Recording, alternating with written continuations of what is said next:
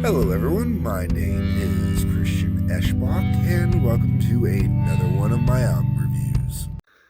Hey folks, I'm just going right into Van Halen Diver Down on this one, and the reason why is this album, I have a weird relationship with this album. Honestly, this was the first album I owned from Van Halen. When I want to say it was probably around 12, 13. This is when I'm, really starting to explore music on my own. Much Music, which was our local video, or not our local, sorry, the Canadian music video station. What happened is they did what they used to call spotlights, and it would be half-hour segments featuring videos from one specific artist or band or whatever. They put in clips from interviews, stuff like that. Basically, it dedicated a full 30 minutes, minus commercials, to one particular artist. Van Halen actually got two spotlights. They got one for the first era, the Van Roth era, and then they got a second one for the Van Hagar era. And when it came time to go buy my first Van Halen album, I based it kind of off of the spotlights because they didn't have a greatest hits package yet to get into. And the song I knew best was their cover of the song Pretty Woman, which was on here. Just so we're clear, I picked this up on cassette because the cassette was really cheap, and that was why it ended up being my first album. Within a week or two, I actually had Van Halen, like the first Van Halen album, on CD. And it was actually the first Van Halen album I ever bought on compact disc. This was the first one I bought, period, because I bought it on cassette. I think I bought the cassette for, I want to say it was something like $6.99 or something like that.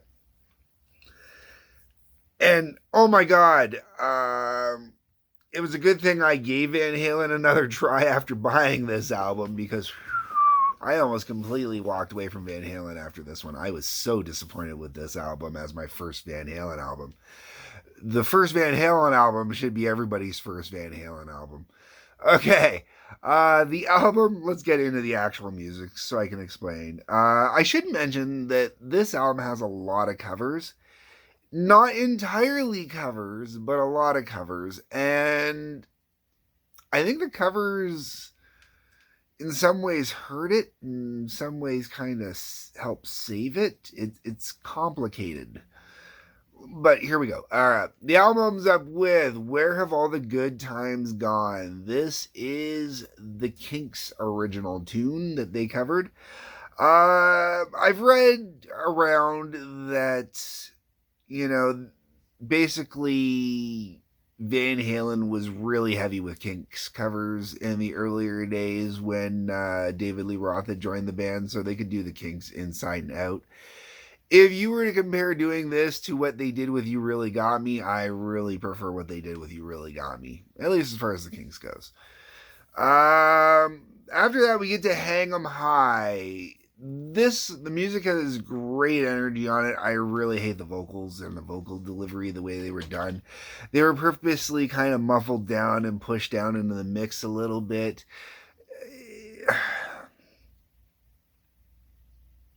It's done to suit the song, but I think it was done more so to save on Diamond Dave's shredding vocals. Realistically, by all standards, this is kind of a mediocre Van Halen song because of the vocal delivery. After that, we get to Cathedral. I totally forgot this was on here. This is just one of those kind of little instrumental ditties that Eddie likes to bust out. And when it came out on Guitar Hero, I had no clue where this song was from. I was like, oh, Cathedral. Okay, why don't I know this one? Because I thought I knew most Van Halen stuff. And I did not remember it at all. And I don't think they marked what albums they were off of. I don't remember. It's been so long since I played the Guitar Hero Van Halen. But then I picked up the CD and saw it on here and went, really? It was on this album? I don't remember this at all. And I don't. Even after multiple listenings again, listening to the CD, getting ready to do this review, and when I don't remember the song, like it really just, the story of it stands out way more than the song itself does. You know, it's, yeah. That goes, the nice part about Cathedral is the next song it goes into, it kind of works, kind of like Eruption does going into You Really Got Me on the first album. It's not as good as Going That Way, but it works sort of. Next track up on this album is Secrets. There are two songs on this album, all right, that I think kind of vie for the best non-instrumental, actually, realistically, the best non-cover song on these albums. And both of them suffer from the same problem. The song title is not what you think the name of the song is. Or you've heard the song a million times, you have no clue what the song title is. And Secrets is one of them. This is really a really good tune. But going back to what I was mentioning earlier about Diamond Dave's vocals not sounding so great, I don't know if he was drinking a little too heavy, partying a little too much, not taking care of his voice properly, or maybe he was hitting a little of the white powder. A combination of all of the above. Either way, if this song had been recorded on one of the earlier albums where, you know, he's firing on all cylinders, this song would have been a killer hit. I mean, instead of just a great tune. And I mean, this is a song I do remember on the radio, and I think I still, every once in a while, hear it on the radio. The one thing I will say is, you know, with the Detroit radio stations, between the four rock stations that there are, you actually get a pretty good assortment of Van Halen. It's not the same songs all the time, which is kind of cool. And always has always been kind of weirdly cool in the Detroit radio scene, you know. Then you get into Intruder. Intruder is an instrumental piece. This one, it walks a very fine line between really cool and annoying noise. I love pick slides, okay? It's one thing when I'm playing bass, I do pick slides on the bass regularly. It's something I picked up from Typo Negative. Peter Steele executes beautiful pick slides. Kenny does some decent pick slides on the guitar in Typo Negative as well. At least I think they're guitar ones. It sounds that way from time to time. Going off topic, where I'm going with that is I love pick slides. It's something I've utilized myself. It's really cool. It can have some really great effect. And even overdoing pick slides. Death from Above 79. They've got one song where basically that's how it's played is by doing pick slides. Like it's hit a hard note in the boom, and then it's on the, and it sounds magnificent. This song, on the other hand, the pick slides kind of get a little annoying, and some of the other stuff on there that he's doing, it's fucking around on the guitar. You know, it's nothing cool. It's nothing special. It's not like it's a kid in his room with a little tiny tape recorder fucking around on his guitar making noise poetry. That's kind of what it is. If you took out all the other instrumentation on this song, and it's not complex instrumentation by any stretch of the imagination, you took it all out, this song would have a hard time keeping itself going. Okay, and then that goes into the Pretty Woman, which I previously talked about. And it's really funny. As a kid, I think I really dug this version of Pretty Woman a lot more than I do now. realistically, as an adult, I can't believe that they covered this, you know? And I mean, they do it well enough, and they totally do it in their own way, where it's totally a Van Halen version of Pretty Woman, but I still can't believe they did it. And then they made a video for it. And that is something else to watch. If you have never seen the Van Halen Pretty Woman video, you gotta go watch it, man. It even has Intruder kind of going in part of it at the beginning. You gotta go check it out, man. The video is just so. Oh, going back to that teenager and doing stuff. Like, it's the type of stuff I would have definitely made when I was in my high school video class. Yeah, and I did make stuff like it in my high school video class. Oof. Okay. Then we're into Dancing in the Streets. Once again, this is another wonderful cover. This was, I didn't mention with Pretty Woman. Pretty Woman was Roy Orbison.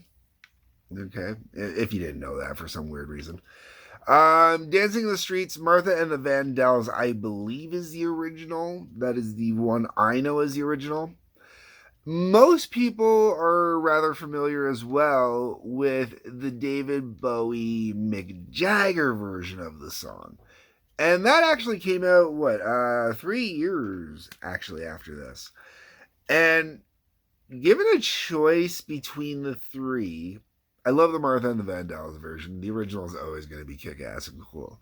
But given a choice between the three, if I had to listen to one, this is the version I want to listen to of the three.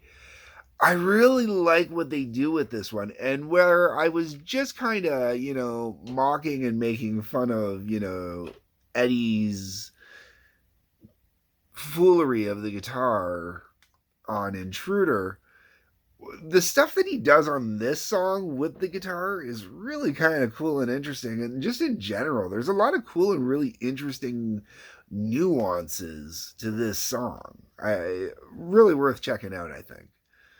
And I really do have no issue saying that this version, this cover, okay, so we're going to take the Martha Vandells version and say, that's the original. That one was beautiful the way it was. If I had to compare this one to the Bowie Jagger version, I'm going with this one over the Bowie Jagger version. Completely honest with you. Okay, then we get into Little Guitar's intro. This is just kind of a little dicking around on the guitar, on an acoustic guitar, before you get into the song Little Guitars.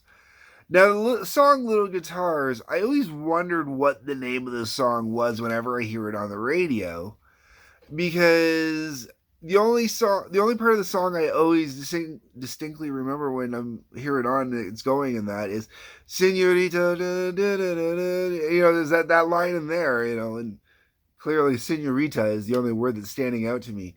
And I think that's what he's saying. I really should go check. Man, this is going to be fun for popping up stuff on the screen. Okay. So anyways, this song still gets pretty good rotation.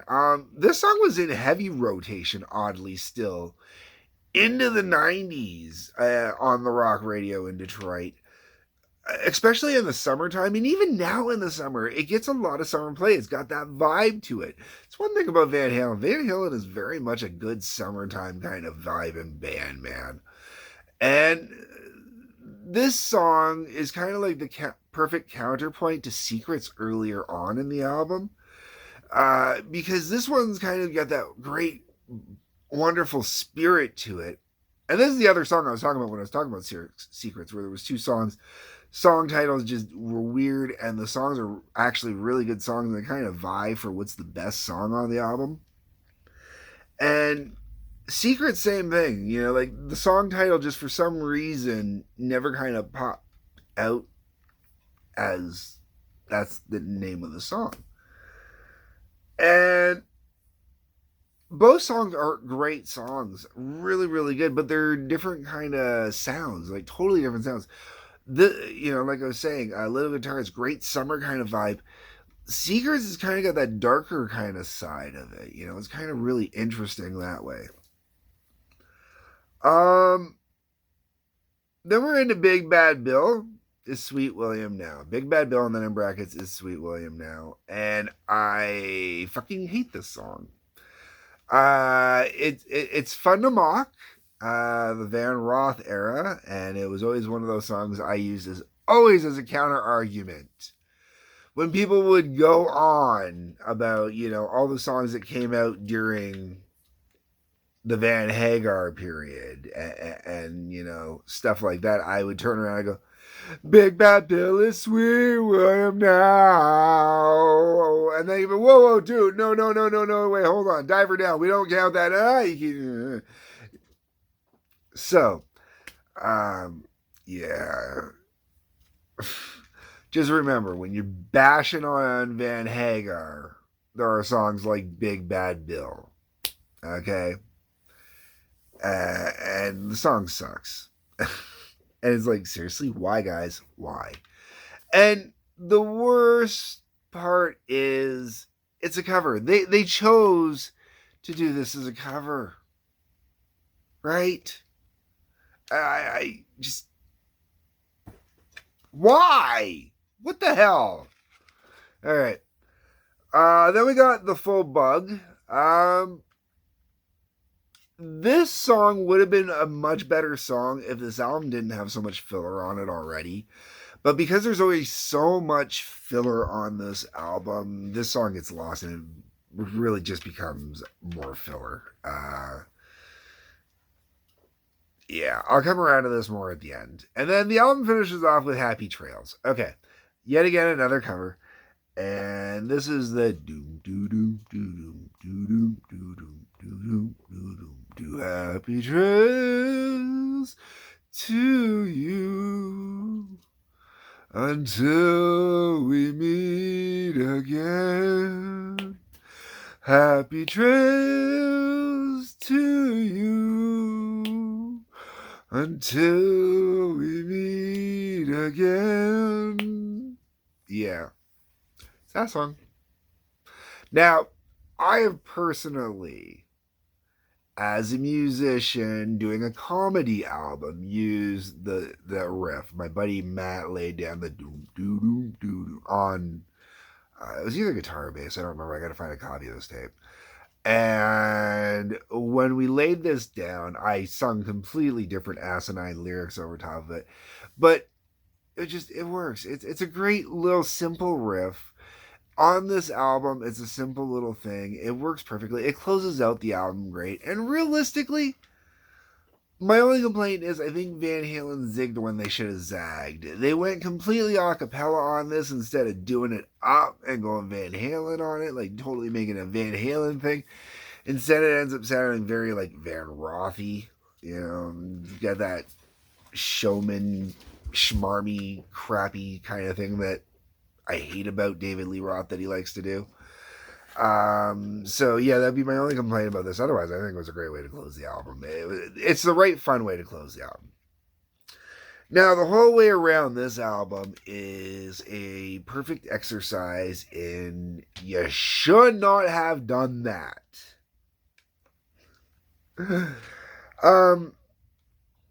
Okay.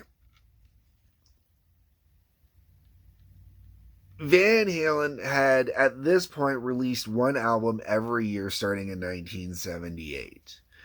All right, we're now up to 1982. So you're talking 78, 79, 80, 81, 82. So this is their fifth album in as many years.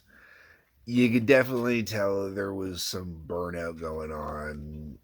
I don't want to say some filler going on. I think this album suffered from a studio that wanted to get material out there.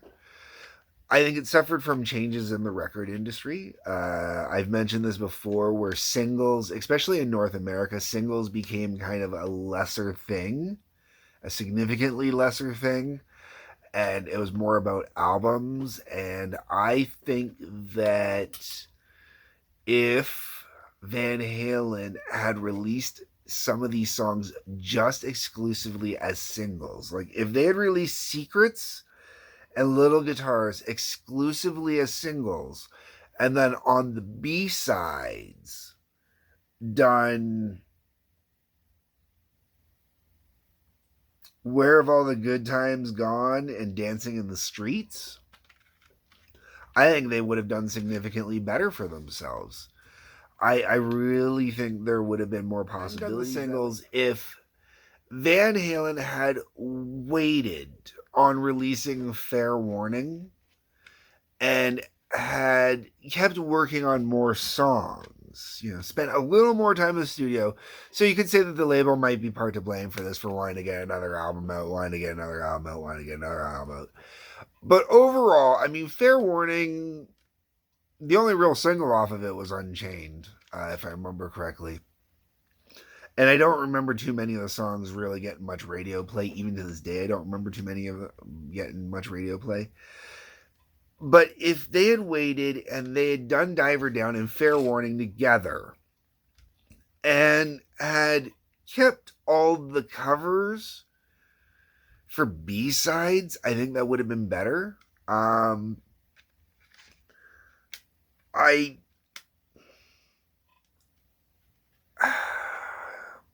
cover this more when I actually cover Fair Warning, which I should have done by now. And the only reason I haven't done it yet is it's the album I'm the least familiar with, because it's the most recent one I picked up.